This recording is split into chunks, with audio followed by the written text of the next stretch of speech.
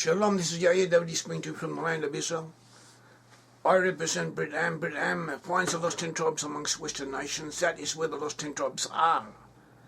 We don't say that everyone in those countries of the West are descended from Israelites, but we do say that is where the lost 10 tribes are. That a significant portion of the peoples in those regions are descended from Israel. That is what we do. That is what we are about. We study the subject.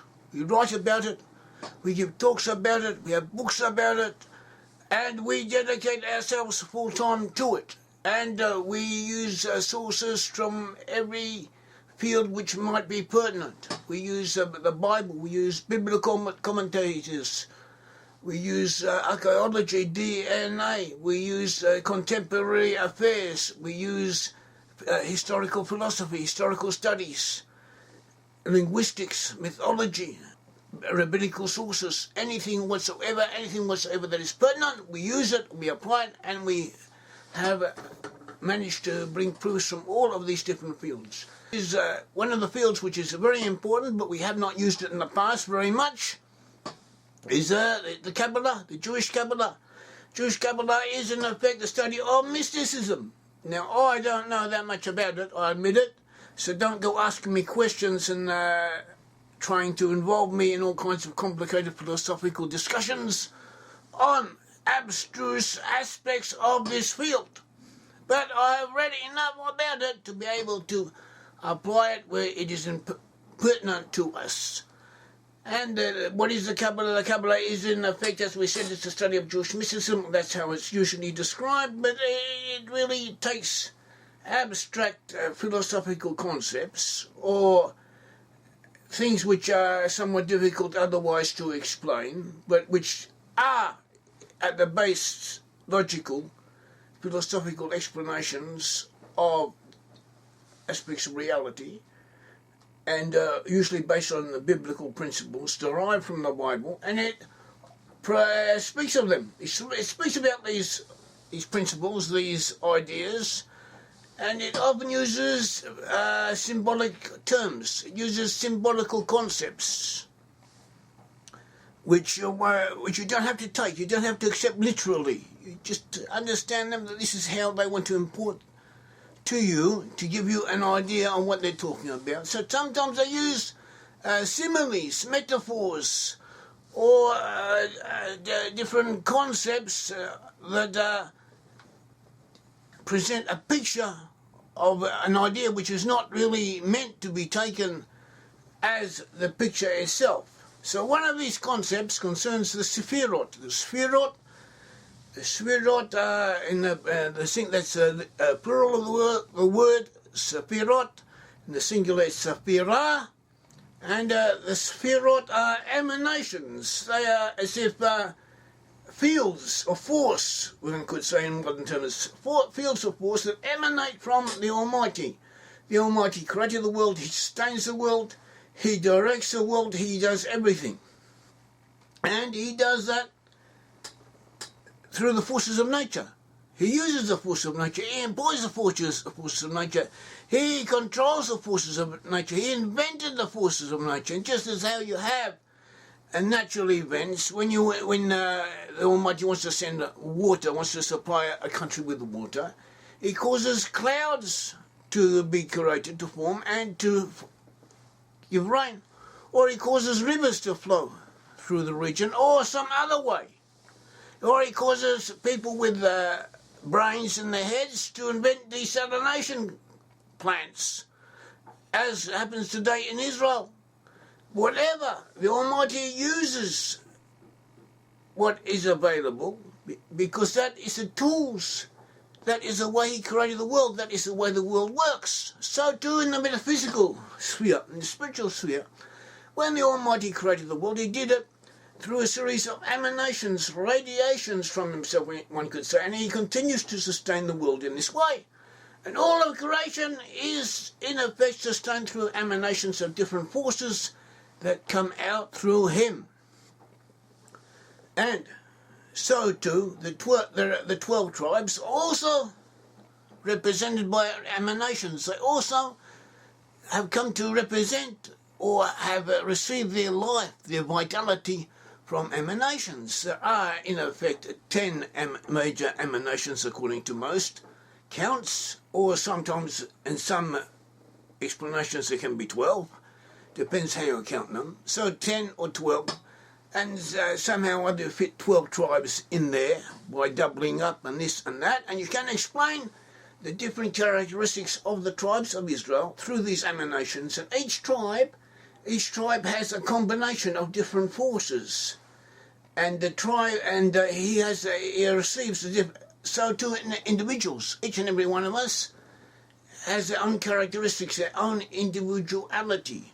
And we all, as if to say, are born in a certain way, and we have a certain combination of forces within us that dominate us or direct us or that we utilize in our day-to-day life, and which help distinguish us from other people and help enable us to do what we have to do in this world. And they're called Sefiroth. So too, there were 12 different tribes of Israel, and each and every tribe had its own individuality, its own specific task to fulfill in the world, which it is doing, has done. We have shown it, we've written books about it, and we study it. We show who the lost 10 tribes are and where they are to be found, and we show how each tribe has its own task to fulfill and its own characteristics and history that it has already fulfilled in part. And this is one means to identify it. So too, in the Kabbalah, we take this Sefiroth and we see that the Sefiroth are associated with different tribes. Different tribes are associated with different Sefiroth. And we can learn something about the tribes through this. Also the patriarchs. The patriarchs were Abraham, Isaac and Jacob. Abraham and Isaac and Jacob were the forefathers of the Israelite people, of the Hebrew nation. Abraham, Isaac and Jacob. So you could actually, Jacob was renamed Israel, and he became the father of the 12 tribes of Israel. Before him there was Isaac, and before Isaac there was Abraham. Abraham represents the principle of hesed, of love, one could say, of giving. You see, Abraham in his life, he was always helping people. He was going out doing things when there's nothing to do. He'd sit outside his tent and wait for people to pass by, wayfarers to go by, and to call them in and invite them into his tent and to eat with him and to drink with him and to pass the time with him. This is what he was. He was a giver. That was the aspect of his being that distinguished him. Abraham represented the principle of giving, of love, of hesed. After him came his son Isaac, who received the promises that Abraham had been guaranteed. These promises devolved on Isaac. Isaac was slightly different. Isaac is more of a passive character, but he is also forceful. He represents force in the world, one could say, in a sense. He was prepared to give his life up when Abraham almost sacrificed him. He gave rise to Esau as well as to Jacob. He represents a principle of force, of forcefulness. Out of him came Esau and Jacob.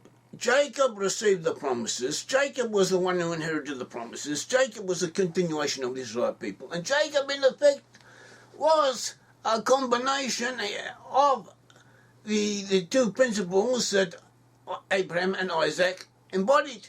They came together in Jacob. Jacob had the two aspects of his forefathers within him, and he represented them in his life. He had an aspect of moderation, of moderating different forces, bringing together opposites and combining them in his own being and in his own conduct. So that was Abraham, Isaac and Jacob.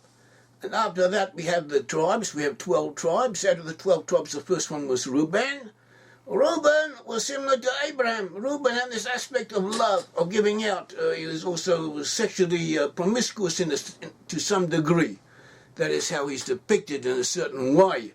He is also, but this is aspect of Reuben. Reuben was a person of giving to people. He was a person who believed in helping others and doing what he could, and he was too much, or perhaps inclined in this direction and not forceful enough. One of his brothers was Simeon, who together with Levi destroyed the whole city, and he had the opposite characteristics of using force. So we have Reuben on one side, Simeon on the other, and then we have Levi, the next brother. The Levi had aspects of Sefiroth, we say, of royalty, of a type of royalty. And Levi took the two aspects of that Reuben and Simeon had, and he brought them together, and he came up with something of his own. So we have this threesome repeated. Then we have the other tribes. We have the tribes that come after, each and every one of them having his own blessing and his own characteristic and his own combination of the Sefiroth, of the characteristics of the qualities. Each and every one of them having their own aspect, own combination of qualities.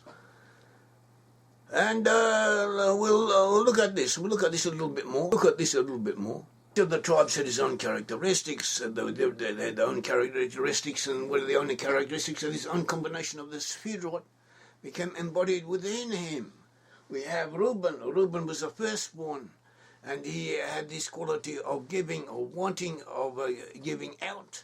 And after Reuben became Simeon, who was more aggressive, and then became Levi, who was also aggressive, but he was more a holy person, and the Levites came from him, from Levi, and Moses also came from him.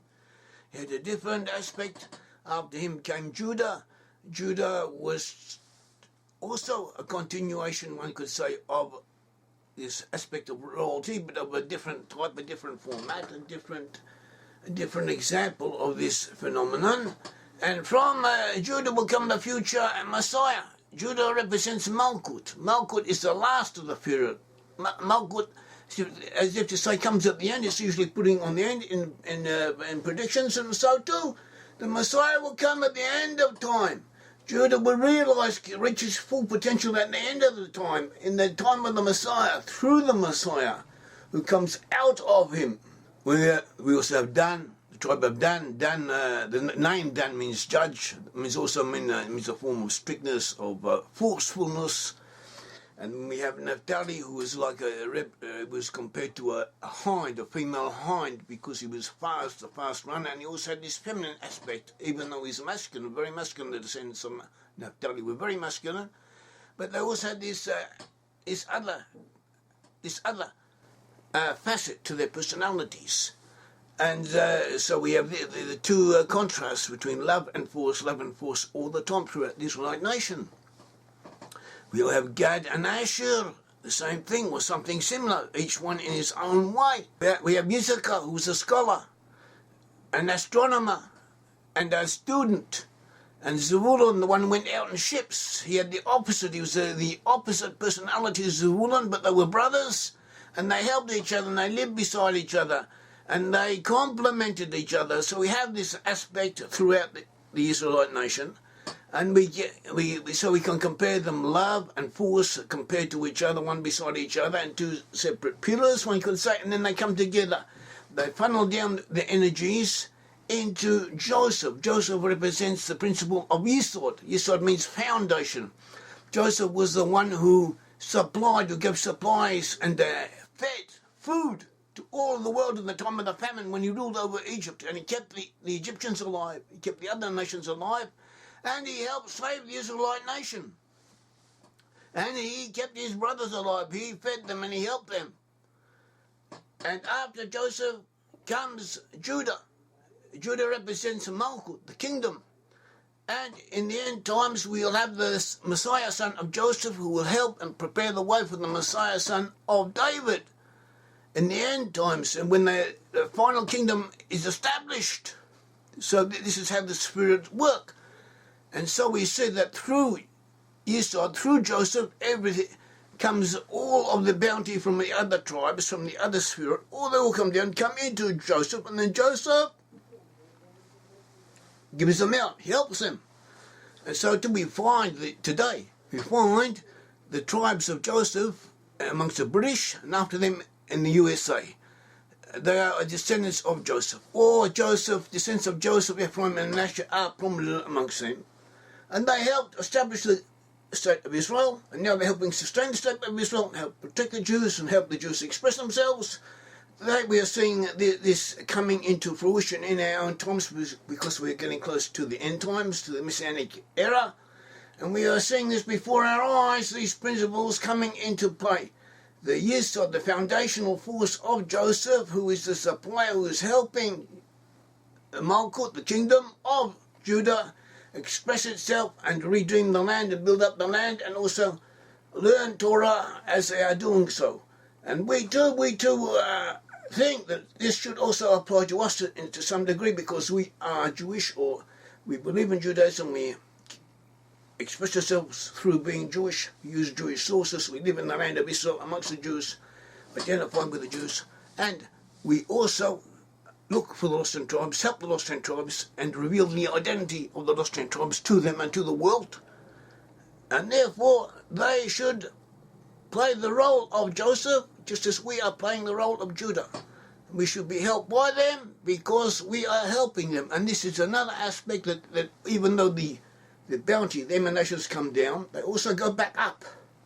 And when each of the players in the game, in this list, in this devolution, when each of the players does what he has to do and strengthens himself and does what his task should be, he not only does he do what he has to do and does good for himself and does good for his task in this world, he also strengthens those above him and below him.